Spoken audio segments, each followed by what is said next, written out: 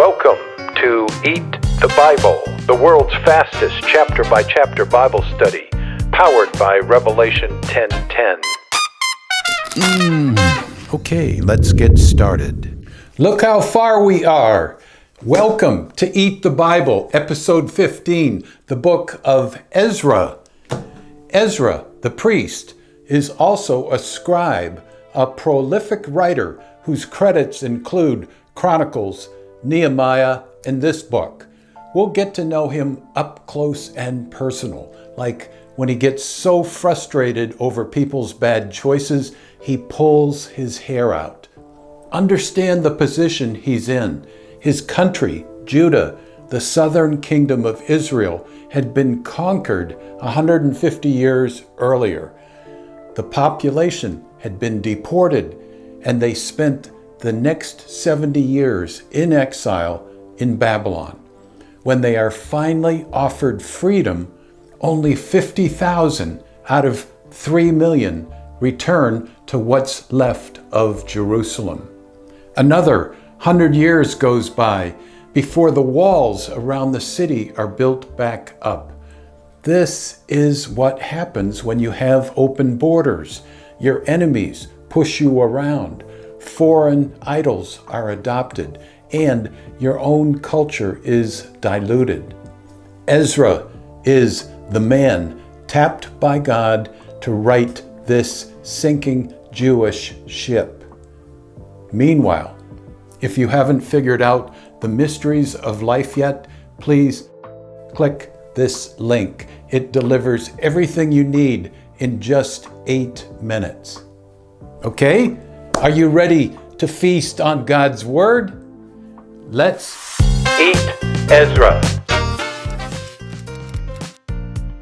God activates and sets into motion the script of the Persian king Cyrus, revealed some 150 years earlier in the book of Isaiah.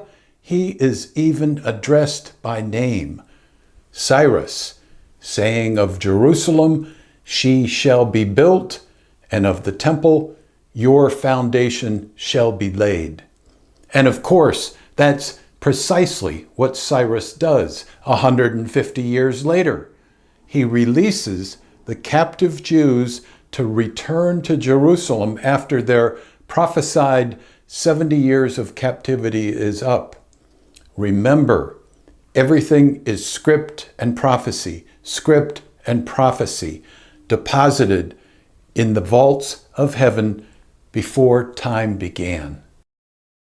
The list of brave families making up the 50,000 is given. They are led by Zerubbabel, who becomes their governor. Once back in Jerusalem amidst all its rubble, they rebuild the altar. Up to heaven goes burnt offerings morning and evening. They also celebrate the Feast of Booths, since it is the 7th month already. But 2 more years go by before they finally lay foundation stones for the next temple. Nothing remains of the original one, as it had been destroyed. The older men who remember the first temple cry out loud, weeping, when they see how modest and how plain the new one is. Here comes their enemies, using threats and bribes and lies. They manage to derail the temple reconstruction project for 15 years. Today, it might be called lawfare. God sends in his cheerleaders, the prophets Zechariah and Haggai.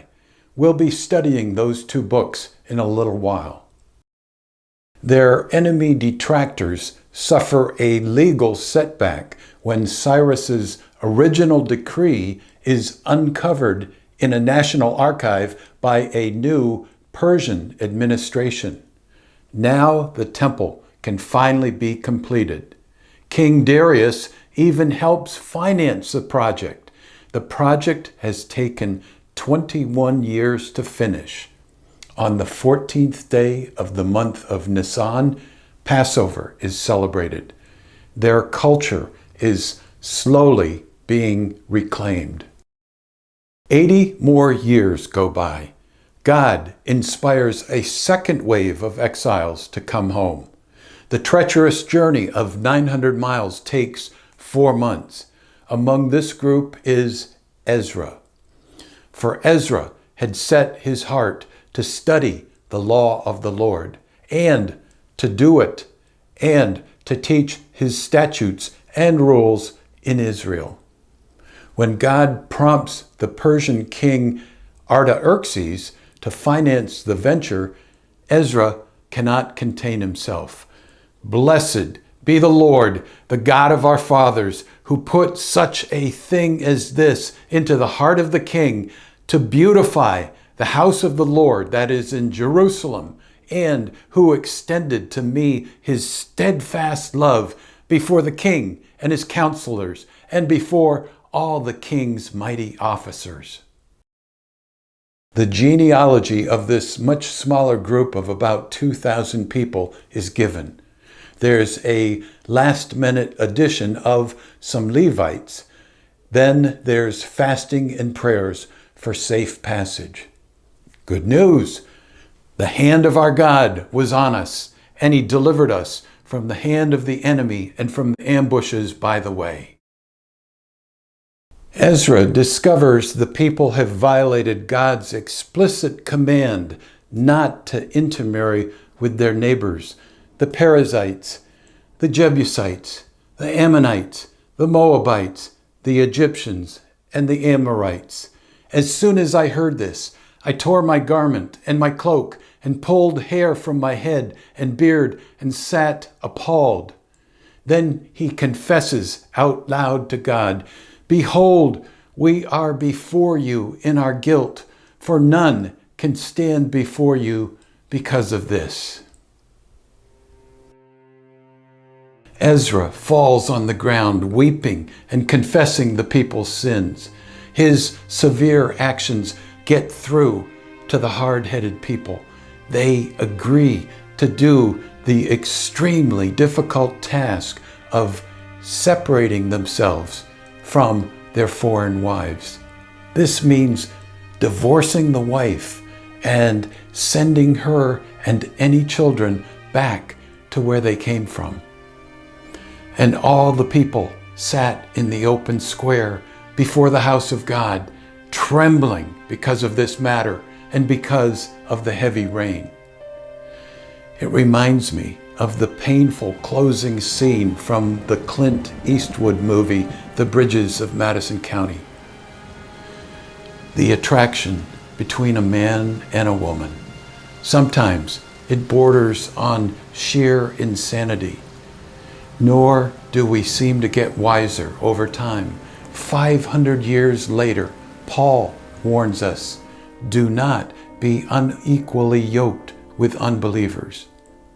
Leave it to Ezra to have said the quiet part out loud. The divorces take 3 months to go through the entire ranks. This is the immeasurable value of the Old Testament. We can learn from their mistakes so we don't have to repeat them. Think of that. We can actually advance spiritually beyond the lukewarm status quo. We can even pass that wisdom on to those around us. The world can get a little bit better, all because we're eating the Bible.